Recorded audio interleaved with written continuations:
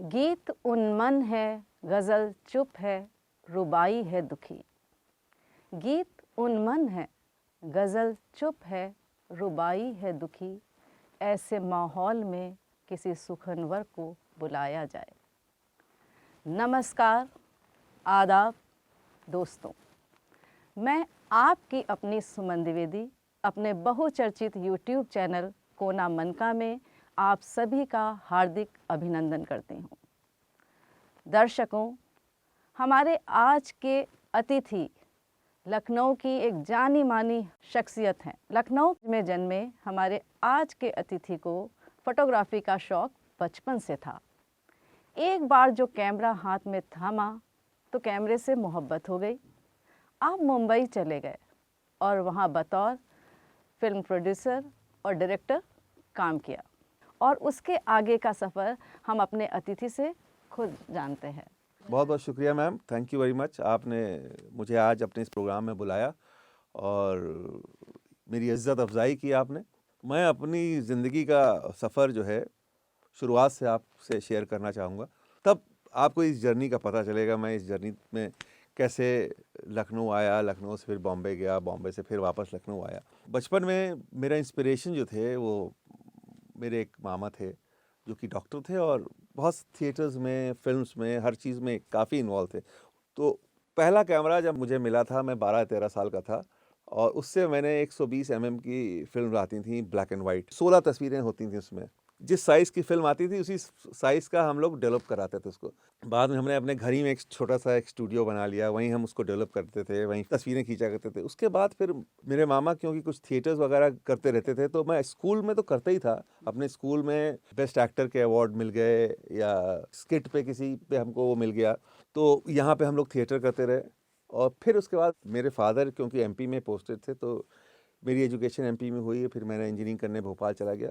But I always wanted to come to Lucknow because Lucknow मेरा ननिहाल ज़रूर था, बट मुझे लखनऊ से बड़ी मोहब्बत थी। मेरी पैदाइश लखनऊ की है, तो पता नहीं बचपन से मुझे लगता है कि लखनऊ से ज़्यादा अच्छा शहर मुझे आज तक कोई नहीं लगा। मैं यहाँ आ गया और दूरदर्शन में मेरा आना जाना शुरू हो गया। दूरदर्शन में मैं प्रोग्राम्स होस्ट करने लगा।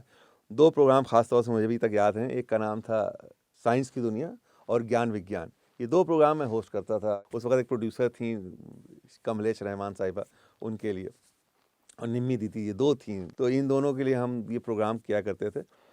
और उसी दौरान लखनऊ दूरदर्शन में कुछ सीरियल्स के प्रपोजल मांगे गए और एक सीरियल हम लोग ने अप्रूव करा लिया, किनारा दूर नहीं। हुस्न जाना भी मैंने सुना कि आपने हुस्न जाना मुजफ्फर साहब का एक सीरियल था जिसमें इत्तेफाक उसी दौरान उनसे मेरी मुलाकात हुई। मैंने उनको असिस्ट किया थोड़ा सा, बट उसमें मेरा ज़्यादा इन्वॉल्वमेंट नहीं रहा क्योंकि मेरा किनारा दूर नहीं अप्रूव हो गया था। मैं अपना सीरियल बनाने लगा। उसकी थीम के बारे में बताइए कि किनारा दूर नहीं वॉज अ सीरियल जो कि विमेन एम्पावरमेंट पे था। 13 की 13 कहानियाँ जो थी वो लखनऊ की महिला राइटर्स की लिखी हुई थी। दैट वाज द रीज़न जिसकी वजह से वो अप्रूव हुआ था, फीमेल एम्पावरमेंट पे और फीमेल राइटर्स के साथ। बट इत्तेफाक ऐसा हुआ कि यहाँ पे वो जंग जो था वो ख़त्म हो गया, तो फिर मैंने उसको दिल्ली से अप्रूव कराया और दिल्ली से अप्रूव कराने के बाद उसके 52 एपिसोड हम लोग ने बनाए बॉम्बे जा करके।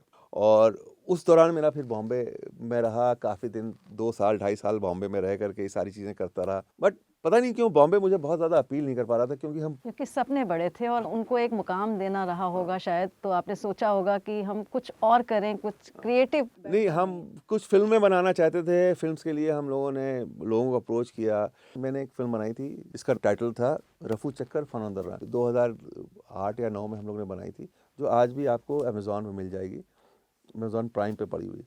Which was a good film, बड़ी इंटरटेनिंग फिल्म है, लोगों को मज़ा आता है देख करके। बट उसके बाद हम दूसरी फिल्म इरफान के साथ करने जा रहे थे। इरफान की एक हॉलीवुड की फिल्म कामयाब हो गई थी, तो कुछ बजट के इश्यूज़ आ गए थे, तो हम फिर खैर एनीवे वो नहीं कर पाए। तो फिर उसके बाद जब मैं लखनऊ में था तो मुजफ्फर साहब की फ़िल्म जानिसार बन रही थी।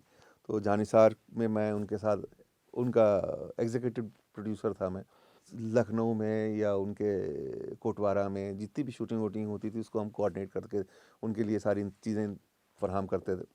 बट वो इत्तेफाक ऐसा हुआ कि फ़िल्म की जो कॉमर्स है वो काफ़ी बड़ी होती है, बिल्कुल डिफरेंट होती है, उस पे हम लोग शायद फिट नहीं बैठ पाए। तो उसके बाद फिर वापस मैं आ गया लखनऊ। बॉम्बे और लखनऊ के बीच का सिलसिला चलता रहा। फिर इत्तेफाक से चैनल्स आने का दौर चल रहा था। उसी दौरान एक सीरियल हम लोगों ने जी के लिए बनाया जिसका नाम था ये कहाँ आ गए हम। बट जो फ़िल्म बनाना हम चाह रहे थे वो नहीं हो पा रहा था। इसके दौरान यानी कि आपके फ़िल्मों के और ये सीरियल बनाने के दौरान यानी दूरदर्शन के बारे में हम बात करते हैं दर्शकों कि इस दौरान में हमें हमारे अतिथि बताएंगे कि क्या अनुभव रहा ऐसा जिसने आपको प्रेरित किया हो। देखिए, ऐसी कोई बहुत ही इंटरेस्टिंग कहानियाँ नहीं है हम लोगों के पास, बट हाँ, ये ज़रूर है कि हम जिस वक़्त ये कहाँ आ गए हम कर रहे थे, उस वक़्त सुभाष चंद्रा ज़ी के मालिक थे। तो और वो हमारे सीरियल को लेकर के बहुत ही ज़्यादा उत्साहित थे। उनकी जो फाइनेंशियल जो टीम थी, उसने कहा कि ये बिल्कुल गदर की तरह कोई चीज़ होगी हम लोग ने, वो एक ऐसा सब्जेक्ट था इनफैक्ट। उसमें अयोध्या को भी हम लोग ने शूट किया था। हमारे अतिथि लखनऊ से मुंबई जाते हैं सपनों की उड़ान के साथ और फिर वापस आते हैं। वापस आकर के एक यूट्यूब चैनल भी बनाते हैं और लखनऊ की संस्कृति, कला, कल्चर, विरासत, धरोहर, लेखक, कवि, पोएट सबको एक प्लेटफॉर्म पर लेकर आते हैं। ये एक बहुत बड़ी उपलब्धि है और कोना मन का ऐसी शख्सियत को सलाम करता है। तो हम पूछते हैं अपने अतिथि से कि हमें और कुछ बताएं। यूट्यूब के आने के बाद मुझे लगा कि हम अपना इस शौक़ जो है लखनऊ में पूरा कर सकते हैं, और फिर हमने लखनऊ को डॉक्यूमेंट करने का एक सिलसिला स्टार्ट किया। और लखनऊ को डॉक्यूमेंट करने में हमने लखनऊ के ऊपर बहुत सारी फ़िल्में बनाई। फिर हमने बाद में अपना एक यूट्यूब पे लखनऊ फ़िल्म क्लब के नाम से एक चैनल स्टार्ट कर दिया, और जिस पे आज की तारीख में हम लखनऊ के तमाम लोगों को रिकॉर्ड करते हैं, लखनऊ की तमाम बिल्डिंग्स को, कुज़ीन को, सब कुछ जो भी लखनऊ से ताल्लुक़ रखता है उसको हम लोग रिकॉर्ड करके कोशिश कर रहे हैं कि हम कैसे प्रिजर्व कर सकें, जो कि आने वाली जनरेशन को वो चीज़ें आज के हिसाब से मिल सकें। बिकॉज़ देखिए, वक्त बहुत तेज़ी से बदलता जा रहा है। बहुत सारे ऐसे लोग जिनको हम लोग ने रिकॉर्ड किया वो हम लोग के बीच में नहीं हैं, तो वो जो बातें उनकी थी वो अब आज के लोग नहीं बता सकते। तो ये सिलसिला, उसके अलावा मैं शॉर्ट फिल्म्स बहुत सारी बनाता रहा। जब भी मौका लगता था कोई ना कोई शॉर्ट फिल्म बना दी। अभी एक हम लोग ने फिल्म बनाई थी कोविड के दौरान, उसका टाइटल था रीत। रीत, उसके बारे में बताइए। वो फिल्म जो है कंपोजिट कल्चर के ऊपर है। ह्यूमैनिटी जो है वो रिलीजन से बड़ी होती है, इसके लेकर फिल्म है। It's short film but very well made, very interesting film. अभी हम लोग ने एक बच्चों की साइकी पे एक फिल्म छोटी सी बनाई थी, उसका नाम हमने रखा था माउस ट्रैप। लोग अपने बच्चों से क्या क्या एक्सपेक्ट करते हैं और बच्चे अपने आप को किस तरह से फंसा हुआ महसूस करते हैं, वो आप जैसे टीचर्स के लिए तो बड़ी इंटरेस्टिंग फिल्म है। बहुत अच्छा हाँ, होगा, ये तो हाँ, बच्चों को दिखाने वाली हाँ, मूवी बच्चों को होगी। दिखाने वाली फिल्म है। हाँ, छोटी सी तो फिल्म आप है, ज़रूर 4-5। हमारे हाँ, साथ इसको हाँ, शेयर हाँ, करिए। बिल्कुल। मैं आपको लिंक मैं- भेज दूंगा। 4-5 मिनट की फिल्म है वो, 4 मिनट की। अच्छा, इसी तरह हमने कुछ शॉर्ट फिल्म्स बनाई हैं लखनऊ के ताल्लुक से, जो लखनऊ को डॉक्यूमेंट करती हैं और बड़ी इंटरेस्टिंग तरीके से लखनऊ की वो कहानियाँ, वो चीज़ें जो कि आज के बच्चों को, आज की जनरेशन को मालूम होनी चाहिए, उन तक पहुँचाती हैं। हमने लखनऊ के भांड, जिनको आज की तारीख में सारी दुनिया स्टैंड अप कॉमेडियंस के नाम जानती है, उनके ऊपर एक बड़ी इंटरेस्टिंग फिल्म बनाई है। आज की तारीख में स्टैंड अप कॉमेडियंस ऐसे हो रहे हैं कि साहब, हम लोग के देखते देखते एक स्टैंड अप कॉमेडी करते करते मान साहब जो हैं पंजाब के चीफ मिनिस्टर बन जाते हैं, या वो मुनव्वर फारूकी बिग बॉस का विनर बन जाता है। सो ये आज से कुछ साल पहले, या 40-50 साल पहले तक ये भांड कहे जाते थे, या 20 साल पहले तक, 25 साल पहले तक भांड कहे जाते थे। इसी तरह हमने एक फिल्म बनाई है, आपने देखा होगा, उत्तर प्रदेश शासन का जो निशान है, उस 2 मछलियाँ हैं, उस मछलियों की सिग्निफिकेंस के ऊपर हमने एक फिल्म बनाई है। लखनऊ के कल्चर में इन मछलियों का क्या मुकाम है, और वो आज तक जो आप निशान देखती हैं उसमें एक तो रामचंद्र जी का धनुष बाण है, और ये मछलियां हैं जो अवध के कल्चर को बयान करती हैं। हमें लगता है कि हम लोगों ने या आपने कभी इन चीज़ों को नोटिस भी नहीं किया होगा और देखा भी होगा इस लोगों को, तो संभवतः इस नज़रिए से नहीं देखा होगा। इसके अलावा हम लोगों ने लखनऊ शहर में जो तमाम बाजियां होती थी, जैसे पतंगबाजी होती है, कबूतरबाजी होती है, या एक मुअम्माबाजी होती है, इस तरह की तमाम बाजियों को लेकर के हम लोग फिल्म बना रहे हैं। हमने एक पतंगबाजी पे फिल्म हमारी बड़ी हुई है, बैतबाजी पे एक फिल्म बड़ी हुई। बैतबाजी जो कि उर्दू शायरी में, उर्दू शेर कह लीजिए या कविताएं कह लीजिए, वो उसमें आपस में जो कंपटीशन होता था उसको बैतबाजी कहते हैं। उस तो इस तरह की तमाम फिल्में पड़ी हुई हैं। अच्छा, साथ ही साथ हम लोगों ने सोशल इश्यूज़ पे भी काम किया है। लखनऊ की जरदोज़ी और चिकन वर्कर्स के ऊपर हमने एक फिल्म बनाई है जिसका नाम है लाइफ बियॉन्ड गोल्डन थ्रेड। वो जरदोज़ी के ऊपर उससे अच्छी फिल्म कोई नहीं है। मतलब यहाँ से ज़्यादा लोगों ने उसको अमेरिका में देखा है, आप सोचिए। और इसी तरह अभी इनके इश्यूज़ के ऊपर हमने एक फ़िल्म बनाई थी वाटर एड के साथ मिल करके, जो वाटर इश्यूज़ होते हैं जिनकी वजह से इन बेचारों की फिज़िकल डिफ़ॉर्मिटीज़ हो जाती हैं। लखनऊ के चारों तरफ पानी में कुछ इश्यूज़ हैं, बहुत पुरानी पुरानी पानी की लाइन्स हैं, वाटर लाइन्स हैं, जिसकी वजह से सीवर और वाटर की लाइन्स मिल गई हैं, तो बहुत सारे इश्यूज़ हैं, तो उनको लेकर के हमने फ़िल्म बनाई है। दर्शकों, आपको पता है कि लखनऊ गंगा जमनी संस्कृति के लिए प्रसिद्ध। हम जानेंगे अपने अतिथि से कि उन्होंने गंगा जमनी संस्कृति के लिए अलग से क्या किया। गंगा जमनी तहज़ीब की वजह से सारी दुनिया में लखनऊ पहचाना जाता है। बॉम्बे में तो हमारे साथ एक एक्ट्रेस थी जो उस वक़्त ऐश्वर्या राय को डिक्शन पढ़ाती थी एनएसडी में। तो she was an actress in my play. तो वो हमसे कहती थी कि अगर आपको एतराज़ ना हो तो मैं सिर्फ़ आपके साथ बैठना चाहती हूँ। तो वो हमसे कहती थी तुम जिस तरह से बात करते हो, जिस तरह की गुफ्तगू है तुम्हारी, मैं बस सिर्फ़ उसी को सुनना चाहती हूँ। तो ये एक हम लोग को एक एडिशनल एडवांटेज मिलता है। तो उसी सिलसिले में हम लोगों ने एक फ़िल्म बनाई थी ग़म-ए हुसैन, जिसमें यहाँ का मुहर्रम जो पूरी दुनिया में बहुत फ़ेमस है लखनऊ का, उस मुहर्रम पे एक फ़िल्म थी। उसी तरह हमने एक फ़िल्म बनाई थी बड़े मंगल पे।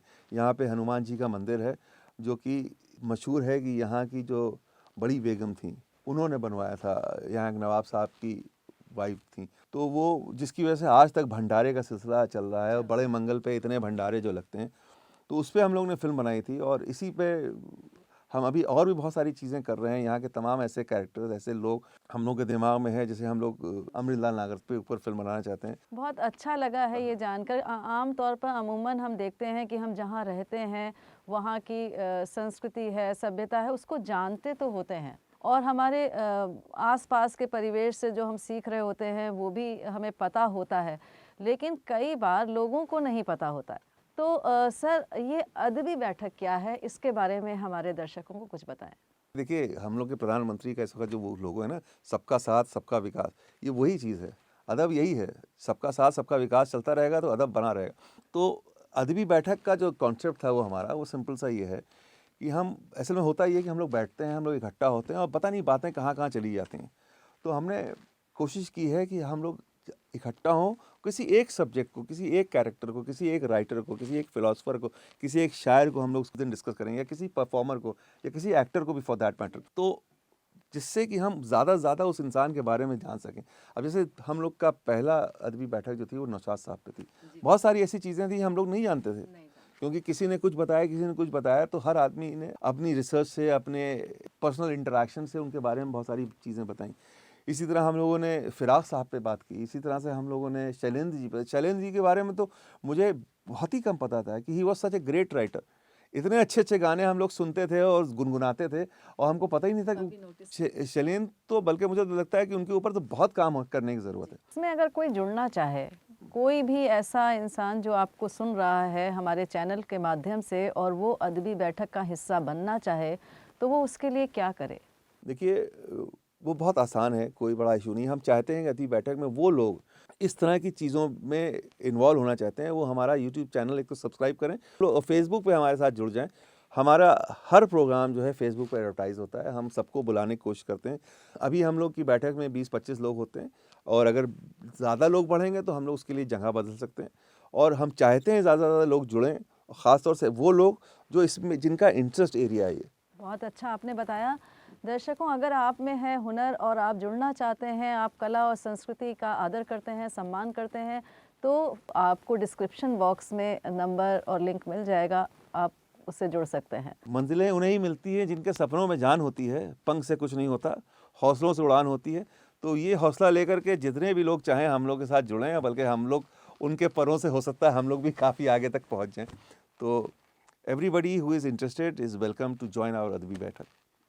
हमारे अतिथि लखनऊ से मुंबई जाते हैं सपनों की उड़ान के साथ, और फिर वापस आते हैं। वापस आकर के एक सामाजिक सेवा भी करते हैं, सोशल वर्क भी करते हैं, अपना एक एनजीओ बनाते हैं।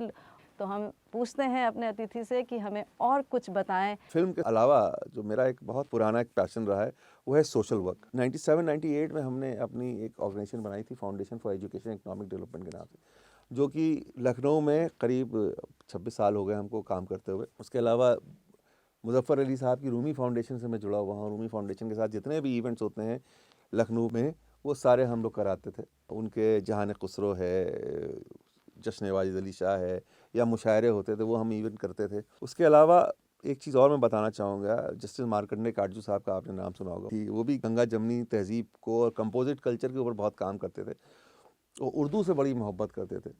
तो उन्होंने कालिदाद गालिब फाउंडेशन एक बनाई थी, जिसमें उन्होंने मुझे उसका जनरल सेक्रेटरी बना दिया था, और उसके बहुत सारे इवेंट्स हुए, बहुत सारी चीज़ें उन्होंने कलकत्ता में, लखनऊ में, दिल्ली में, बॉम्बे में, उन सब में हम लोग का एक रोल हमारा रहता था। और इसी सिलसिले में उन्होंने मुझे एक व्हेन ही वाज जज of the supreme court, he made me member of A panel which was on the reforms of sex workers. तो वो एक ऑनर था मेरे लिए, जिसके थ्रू हम लोगों ने जो पूरे इंडिया में जितने भी सेक्स वर्कर्स हैं उनके राशन कार्ड, उनके आधार कार्ड, उनके बच्चों की एजुकेशन, इन तमाम चीज़ों पर हम लोगों ने बहुत सारा काम किया। तो ये एक मेरा एक पैरेलल पहलू है जो कि फिल्म्स के अलावा है, जो कि साथ साथ चलता रहता है। और आज भी हम लोग का फाउंडेशन जो है यहाँ पे एक हुनर घर चलाता है, तमाम बच्चों की फ़ीस का इंतज़ाम करता है, बहुत सारे लोगों को लाइवलीहुड प्रोवाइड करता है। NGOs। हाँ, जो हमारा एनजीओ है। ये एक अच्छी पहल है दर्शकों कि आप अगर किसी चीज़ का शौक़ रखते हैं और आपकी चाह है तो आप लोगों की सहायता भी करते हैं, मदद भी करते हैं और साथ ही साथ आप अपनी कामयाबी के रास्ते खुद चुन लेते हैं अगर आप सोचते हैं जीवन में कुछ बड़ा करना चाहते हैं। तो चलते चलते सर, आप हमारे दर्शकों से कुछ कहें। हम चाहते हैं कि आपको सुन करके उनको बहुत कुछ सीखने को मिलेगा। आप हमारे दर्शकों के लिए कोई संदेश? देखिए, मैं वो एक दुष्यंत का एक शेर है कि मेरे सीने में नहीं तेरे सीने में ही सही, हो कहीं भी आग लेकिन आग जलनी चाहिए। ये सिलसिला जो है कंपोजिट कल्चर का, गंगा जमनी तहजीब का, ये एक से दूसरे में, दूसरे से तीसरे में ही पहुंचना चाहिए। बहुत ही इम्पोर्टेंट। अगर ये सिलसिला चलता रहेगा तो हमारा अवध का जो कल्चर है वो हमेशा ही ऐसा बना रहेगा और इसको जो रिस्पेक्ट सारी दुनिया में मिलती है इसी तरह मिलती रहेगी। तो हम पूछते हैं अपने अतिथि से कि हमें और कुछ बताएं, कोई ऐसा अनुभव साझा करें हमारे दर्शकों के साथ जो वो कहना चाहते थे और वो कहीं दबी रह गई वो बात और वो कह नहीं पाए हों। कि खुद ही को कर बुलंद इतना कि हर तकदीर से पहले खुदा बंदे से खुद पूछे, बता तेरी रज़ा क्या है। तो ये सोच करके हम लोग दिल बम्बई के लिए निकल पड़े कि शायद हम लोग अब सारी कामयाबी तो मिल ही जाएगी, इकबाल साहब ने कही रखा है, लेकिन वो हुआ नहीं। तो देखिए, हम लोग सिर्फ कोशिश कर सकते हैं। कामयाबी का जो सिलसिला है वो कहीं और तय होता है, इसलिए वो है ना कि मैन प्रपोजेस गॉड डिस्पोजेस। तो बट कोशिश जारी रहना चाहिए। हर एक की जिम्मेदारी है कि वो कोशिश करे। कामयाबी हो सकता है उस लेवल की उसको ना मिले, लेकिन अगर आप कोशिश करेंगे तो कुछ ना कुछ तो आप पहुंचेंगे। और आप ये देख सकते हैं कि आज कोशिश करने वालों की हार नहीं होती। आज हम यहाँ पे बैठे हुए हैं और आप हमसे सवाल कर रही हैं, तो दैट मीन्स कहीं ना कहीं हम लोगों ने भी कुछ किया है ज़िंदगी में। पुनः आभार और अभिनंदन कि आपने धैर्य से हमें सुना, हमारे अतिथि को सुना और जाहिर सी बात है कि आपको ज़रूर कुछ ना कुछ सीखने के लिए मिलेगा और मिला होगा और इसे लाइक और सब्सक्राइब ज़रूर करिएगा। आभार, धन्यवाद। Thank you ma'am for making me feel special. Thank you.